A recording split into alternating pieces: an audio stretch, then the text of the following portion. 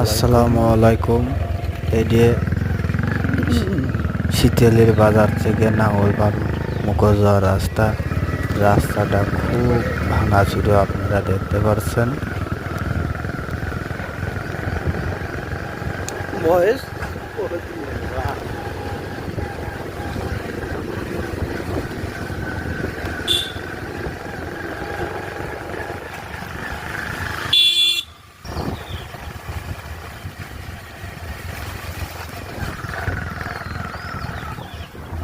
আর কি অবস্থা,